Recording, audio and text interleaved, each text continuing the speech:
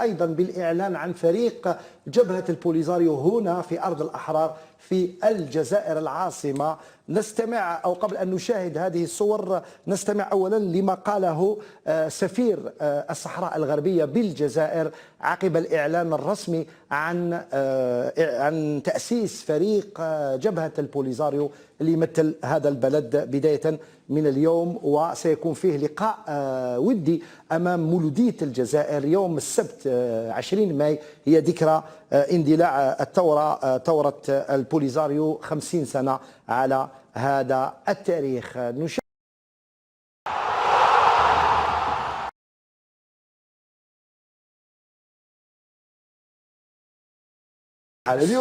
اليوم كان فيه ايضا، قبل ما نبداو مواضيع البرنامج والفرحه اللي كانت امس في كل شوارع العاصمه وايضا حتى في المدن الداخليه بتاهل اتحاد العاصمه، كان فيه اليوم يوم تاريخي ايضا بالاعلان عن فريق جبهه البوليزاريو هنا في ارض الاحرار في الجزائر العاصمه.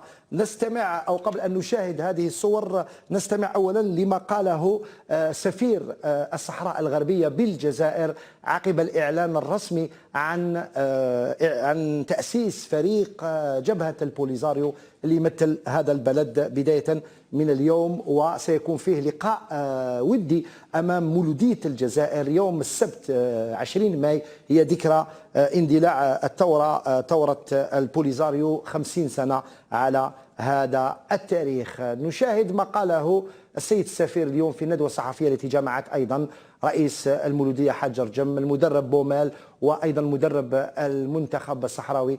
نشاهد ما قاله ثم نعود. الجزائر مكة الثوار، مكة الثوار، لأنه الأحرار والمكافحين يجوا للجزائر، يزوروا الجزائر من أجل التعلم ومن أجل الاستفادة، ولكن أيضا الدعم. حركات التحرر هنا الكثير منها استفاد من الدعم وإسهامات الجزائر في تحرير القارة وفي تحرير الكثير من الأماكن. يكون الإعلان عن تأسيس المنتخب الصحراوي اللي سيكون له المشاركات الدولية من الجزائر. الجزائر أرض الشهداء، أرض الشهامة، أرض المروءة، أنه يكون تأسيس انطلاقا من الجزائر لتفتح صفحة جديدة ومرحلة جديدة للرياضة الصحراوية، ولهذا نعلن عن تأسيس هذا المنتخب. إذن الإعلان عن تأسيس هذا المنتخب اليوم، اللقاء سيكون يوم السبت أمام مولودية الجزائر. لماذا تم اختيار المولودية على فرق أخرى؟ نستمع دائما لسعادة السفير. احنا نشكر المولودية، مولودية الجزائر، لأنها يعني كما يسميها الجميع الفريق العميد. ولما نقول العميد دائما في أي شيء معناها التقدير والاحترام والمكانة التاريخية، لأن هي أيضا شكلت يعني منذ تأسيسها ما زال الاستعمار الفرنسي مدرسة للوطنية والنضال والكفاح، ووجدت الألوان يعني الهوية الجزائرية والدينية ورفعت شعارها رغم قمع المستعمر. وبالتالي هذا يلتقي، كل هذا يلتقي مع واقع الكفاح الصحراوي ويقرب. وإحنا نشكرها لأنها لم تتردد بأنها تجري مقابلة مع الفريق الصحراوي انطلاقا من تجربتها وانطلاقا من النضال ومرجعيتها النضالية والتحررية. إذن انطلاقا من فريق جبهة التحرير الذي أسس إبان الثورة التحريرية رشيد عباد، اختيار كان لفريق مولودية الجزائر، والإعلان كان اليوم على أن تكون المباراة يوم السبت. يعني هي صورة طبق الأصل لما حدث لفريق جبهة التحرير سنة 1958.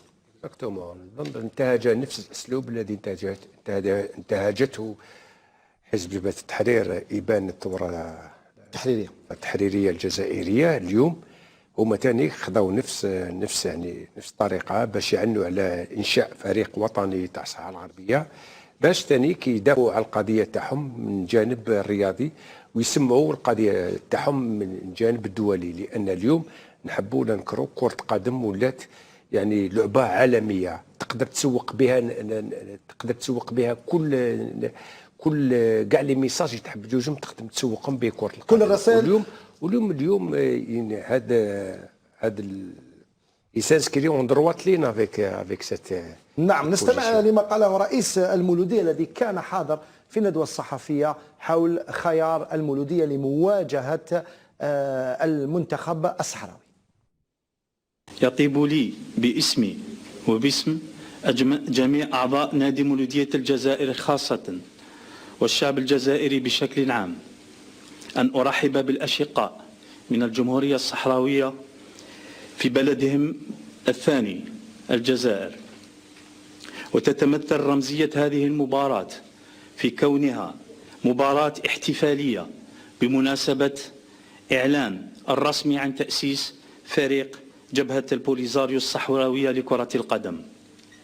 وإذا كانت مولودية الجزائر قد دعمت سابقا منتخب جبهة التحرير الوطني بلاعبين أوصلوا صوت الثورة الجزائرية إلى مختلف ربوع العالم، فإن المولودية ككيان تدرك جيدا قيمة الدور الذي يمكن أن تلعب كرة القدم في القضايا المماثلة.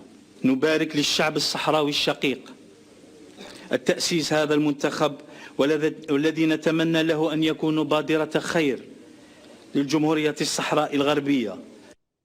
من جهته المدرب بومال الذي اشتكى من قلة المباريات، خاصة أن الفريق مقبل على 8 مباريات مصيرية مع نهاية هذا البطولة وستلعب تقريبا في شهر 1، لذا ثمن هذه المباراة الودية التي ستجرى يوم السبت بملعب نيلسون مانديلا.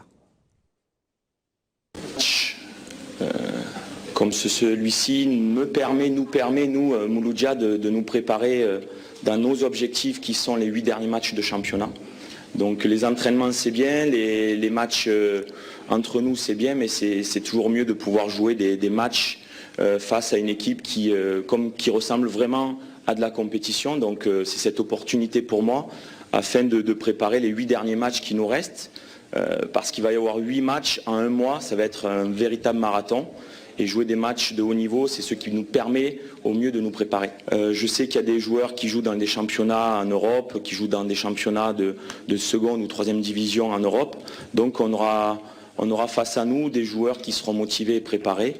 Et nous, on doit être prêts à pouvoir préparer ces matchs-là. Et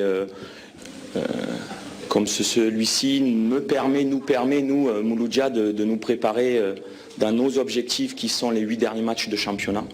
Donc les entraînements c'est bien, les matchs entre nous c'est bien, mais c'est toujours mieux de pouvoir jouer des matchs face à une équipe qui ressemble vraiment à de la compétition. Donc c'est cette opportunité pour moi afin de préparer les 8 derniers matchs qui nous restent. Parce qu'il va y avoir 8 matchs en un mois, ça va être un véritable marathon. Et jouer des matchs de haut niveau, c'est ce qui nous permet au mieux de nous préparer. Je sais qu'il y a des joueurs qui jouent dans des championnats en Europe, qui jouent dans des championnats de seconde ou troisième division en Europe. Donc on aura face à nous des joueurs qui seront motivés et préparés. Et nous, on doit être prêts à pouvoir préparer ces matchs-là et jouer un match de haut niveau, comme j'ai dit, physiquement mais aussi mentalement. إذن هذا ما قاله المدرب بومال علي بن شيخ. اختيار المولودية لم يكن عبطا، اختيار فريق هو الذي تأسس من أجل الروح الوطنية آنذاك، من أجل الجهاد المسلح الذي كان قبل أن تندلع ثورة التحرير سنة 54. هنا تعطي لك اون بروف بلي المولودية سي البريمي كلوب الجيريان. هنا هو اللي تخلق الأول باش يحارب ذاك الوقت استعمار بار لو بي دو سبور دو فوتبول. فهمني؟ Donc, à partir de là, ça a été Mouloudia créé beaucoup plus politique que sportif. C'est vrai, ça. فهمني؟ Donc, surtout بالنجمة والهلال. نعم، لا لي كولور دو بيي كانوا. فهمت؟ دونك الماتش تاع اللي ندار غدوه يوم السبت اليوم السبت.